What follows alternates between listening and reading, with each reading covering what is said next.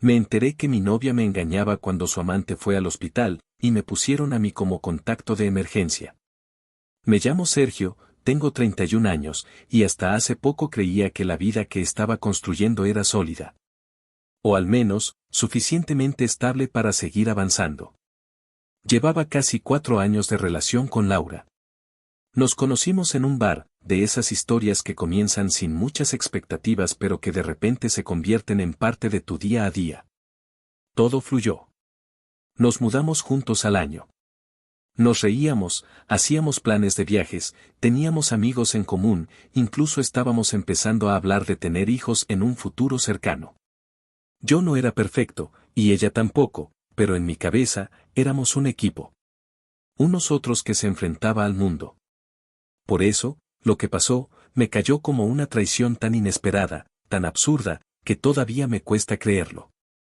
Era un viernes cualquiera.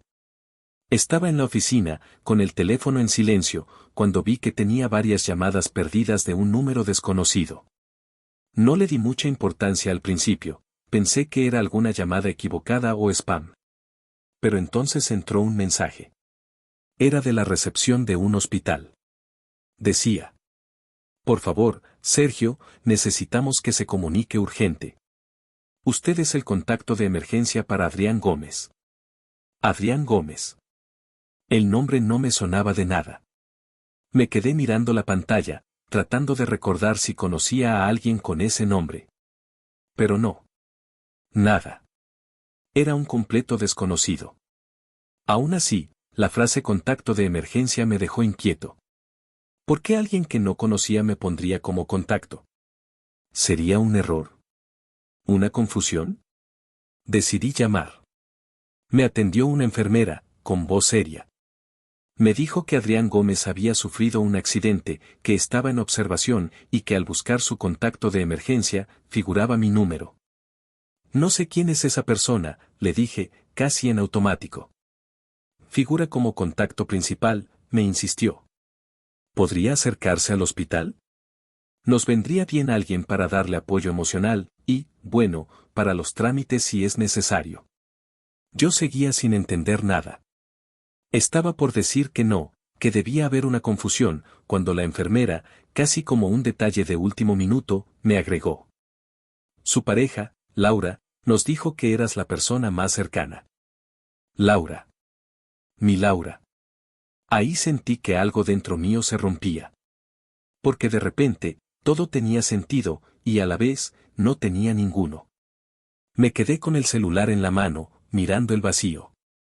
Y lo único que pude pensar fue: ¿quién carajo es Adrián Gómez? ¿Y por qué mi novia lo puso como su pareja? No podía pensar con claridad. Tenía el celular en la mano, temblando, y la cabeza llena de preguntas que me taladraban sin pausa. ¿Quién era ese tipo? ¿Por qué Laura me había puesto como su contacto? ¿Qué mierda estaba pasando? Las palabras de la enfermera resonaban en mi cabeza como una sirena. Su pareja, Laura, nos dijo que eras la persona más cercana. ¿Pareja? Ahí fue cuando la rabia empezó a subir, mezclada con un miedo que no sabía cómo manejar. Porque una cosa es que te digan que hay un accidente, y otra es que te enteres de que alguien que no conoces está relacionado con la persona en la que más confías. Decidí ir al hospital. No porque me sintiera responsable. No porque quisiera ayudar a un desconocido. Fui porque necesitaba saber. Porque algo en mi pecho gritaba que, si no lo hacía, iba a quedarme atrapado en esa incertidumbre para siempre. Me subí al auto y manejé casi en automático, con las manos apretadas al volante, el corazón latiéndome en los oídos. Cada kilómetro que avanzaba sentía que me alejaba más de la vida que tenía hasta ese momento. Cuando llegué, pregunté por Adrián Gómez. La recepcionista me miró con cara de cansancio y me indicó una sala de espera. Dijo que ya lo estaban estabilizando, que podía esperar ahí. Mientras me sentaba, miré a mi alrededor y ahí la vi, Laura. Estaba sentada, con la cara pálida, nerviosa, el celular en la mano. Se veía como si la hubieran descubierto en mitad de un crimen. Porque eso era. Un crimen emocional. Y yo era la víctima que acababa de llegar a la escena. Cuando me vio, se levantó de golpe, como si le hubieran disparado una bala en la espalda. Sergio, dijo, tartamudeando, con esa voz temblorosa que no me creí ni un segundo. Me paré frente a ella, sintiendo como todo el peso de los años juntos me aplastaba. ¿Quién es? Le pregunté, sin rodeos. Ni una palabra más. Ni una menos. No me contestó. Bajó la mirada. Y eso fue peor que cualquier grito, que cualquier confesión. Porque en ese silencio estaba todo. ¿Quién carajo es Adrián Gómez? Le repetí, más fuerte, con la voz quebrada, casi gritando. Y entonces, como si fuera un teatro absurdo, salió un médico por la puerta. Nos miró a los dos, con esa expresión profesional que no sabe que está por detonar una bomba. ¿Usted es Sergio, el contacto de emergencia? Me preguntó. Asentí, porque no sabía qué otra cosa hacer. Adrián está estable. Podrá visitarlo en un rato. Su pareja estaba muy preocupada. Su pareja. Su pareja. Sentí que me cortaban el aire. Que me arrancaban el piso bajo los pies.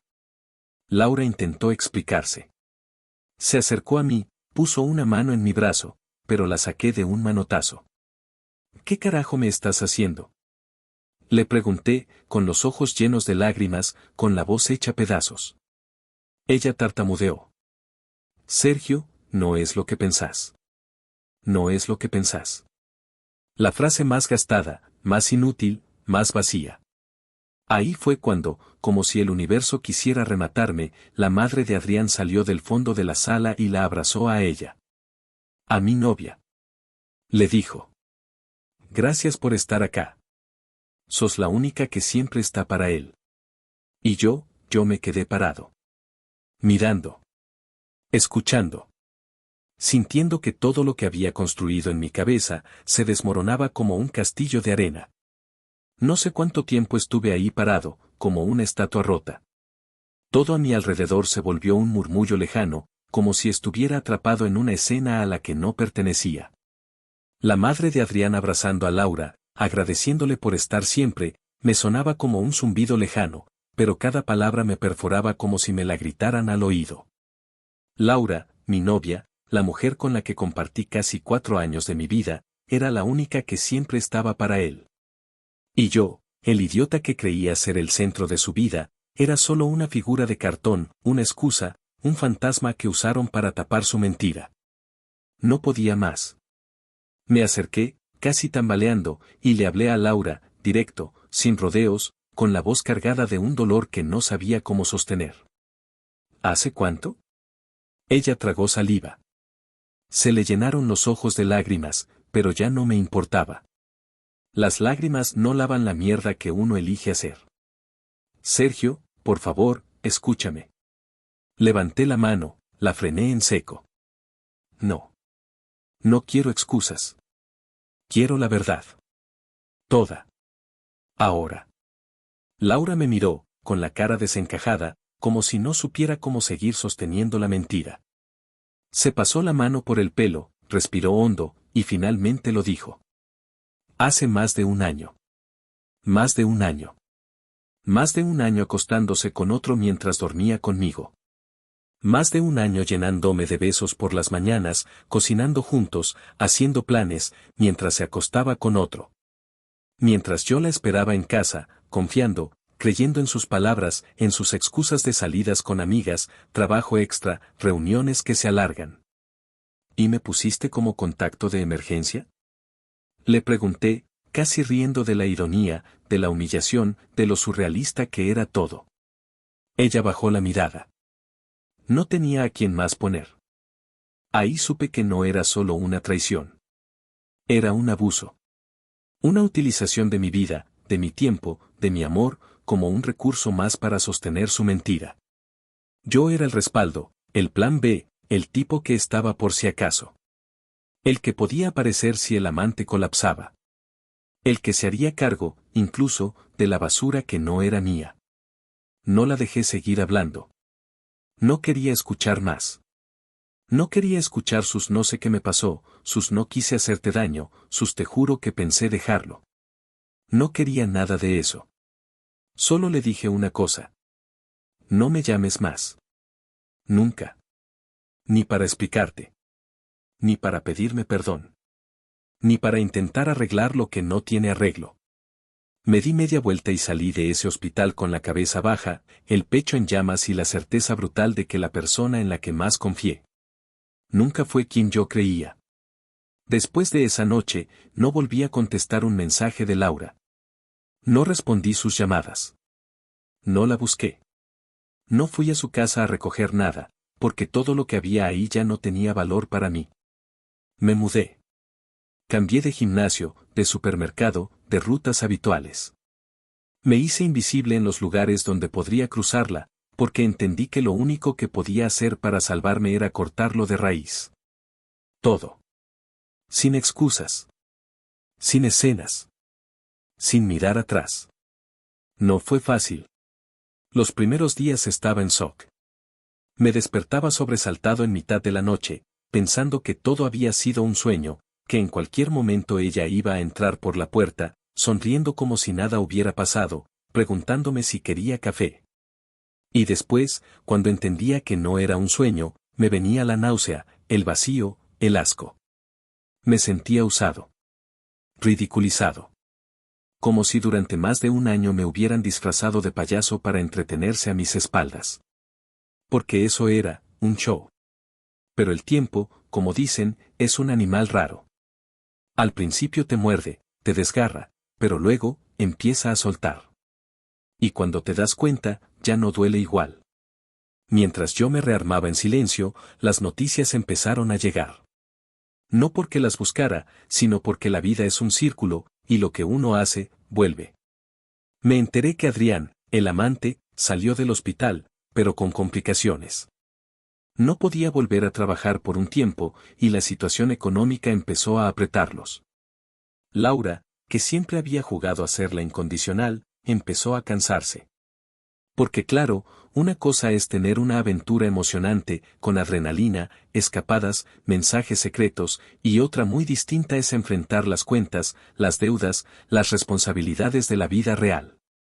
Supe, por gente en común, que empezaron a pelearse. Que Adrián se volvió dependiente, que Laura se agobió, que empezaron a culparse mutuamente por cómo habían manejado todo. Que el fuego de la pasión se les quemó entre las manos, y quedaron con las cenizas. Y mientras ellos se hundían en esa realidad que se inventaron, yo empecé a levantarme. Empecé terapia. Salí a correr. Me reencontré con amigos que había dejado de lado por priorizar una relación que no lo merecía.